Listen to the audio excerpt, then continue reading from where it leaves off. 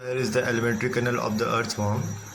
We have to make a clay diagram for our geology assignment. Here we can see the mouth present in the first segment, the buccal chamber. Here is the buccal chamber present in the second segment. Then we have the pharynx. This is the pharynx, mouth, buccal chamber, then pharynx. Pharynx is present in 3 to 4th segment. Then we have salt tube like esophagus, 5, 6 and the 7th segment. Then we have gizzard, large spherical gizzard present in the 8th segment, large 8th segment. Then we have stomach. Okay, this is the stomach. It is present from 9th to the 14th segment. Then intestine, this part, the triplosole part, represent the intestine, which is divided into 3 regions. The pre-triplosole, triplosole is this region, this one is the triplosole, but the pre-triplosole, they all have different functions. That's why they are divided into 3 different parts. The pre-triplosole region begins from the 15th and ends at the 26th segment. Triplosole 27th until the last 25 segments. Then the post-triplosole,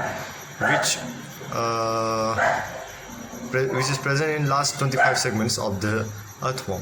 Then we have dorsal blood vessel. These are the dorsal blood vessel and the intestinal cecum. This which secretes some enzymes for digestion. This is like a liver of the earthworm.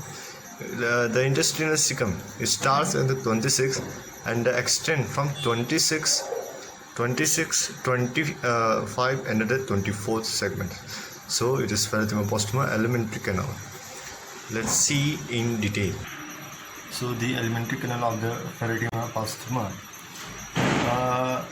it is a straight tube-like structure, लंबा सा tube जैसा होगा, which is variable with variable diameters extending from the mouth to the anus. मुंह से शुरू होगा और कहाँ ख़त्म होगा, एनस पे. ये तो कॉमन चीज़ है, तो इंसान में भी होता है. Extending from mouth to the anus, it consists of शुरू से शुरू करते हैं. सबसे पहले होगा ऊपर में mouth.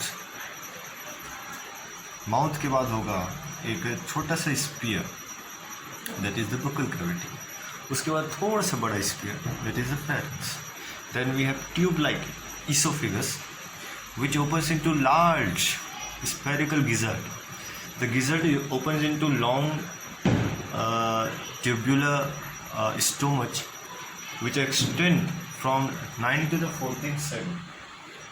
If I am not wrong, it extend from 9 to the 14th segment. After the stomach, intestine start, which is divided into 3 portions: the triplosole, pre-triplosole, post-triplosole. Okay, so let's see about what we have to say about mouth. Mouth is situated in first segment. Peristonium is the mouth. It's overhung dorsally by sensitive fleshy lobe of the prostomium. The prostomium is present like a hood over the peritoneum. The prostomium is sensory in nature.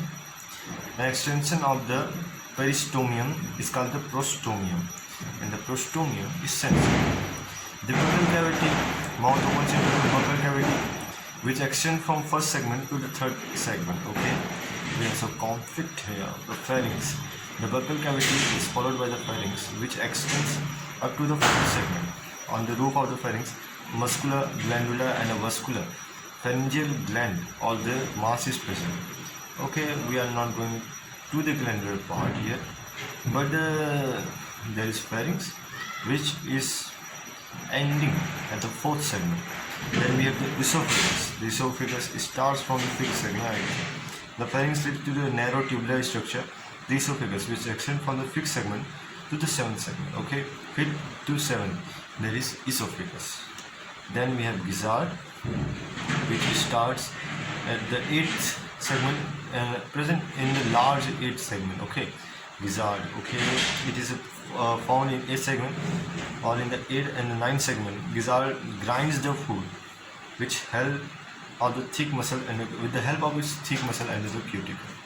Then we come to the next portion. This I hope it is clean and clear. Okay, the stomach.